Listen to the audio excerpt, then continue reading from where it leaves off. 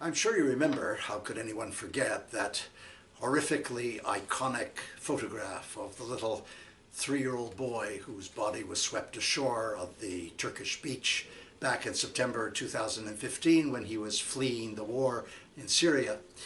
And of course, this being Thursday, February 27th, when I'm taping the commentary, the newspapers are filled with the stories about the 9 children who froze to death while fleeing northern Syria.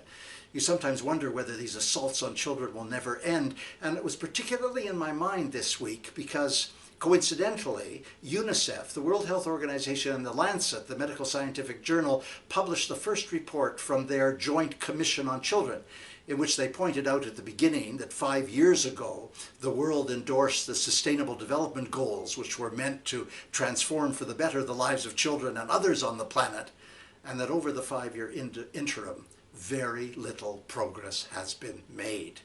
Now, of course, they emphasize conflict, and they emphasize the consequences of climate change and the infectious diseases. Look at coronavirus and food security and nutrition, all of those things. But they also cover a number of items which are not usually dealt with in international fora.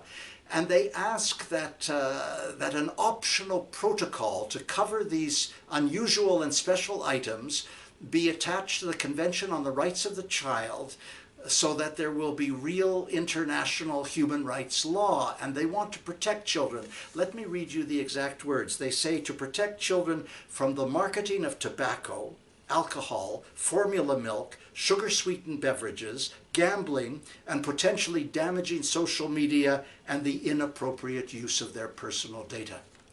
Now, these optional protocols are not will-o'-the-wisp. There are already 3 in place. There's an optional protocol against the sale of children and child prostitution and child pornography. There's an optional protocol against child soldiers. There's an optional protocol underlying the use of communications.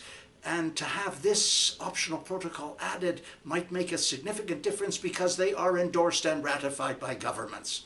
And interestingly enough, the report gives particular expression to certain of the items that it's concerned about. For example, formula. The report is very strong on breastfeeding and on the significance and virtues of breastfeeding, and they point out that there is an inappropriate commercial distribution, marketing, and promotion of formula, a $70 billion business. And it can't be contained by the regulations of corporations, apparently, because the corporations are too powerful. And they say something which I've never seen in a report before. They say that of the 100 richest entities on the planet, 69 are corporations. That means 69 corporations are wealthier than low-income and middle-income governments. So if we were to get this optional protocol in place, it could well mean that we would diminish the many things that compromise the lives of children, and it would be a significant step forward. That was last week. I'm Stephen Lewis.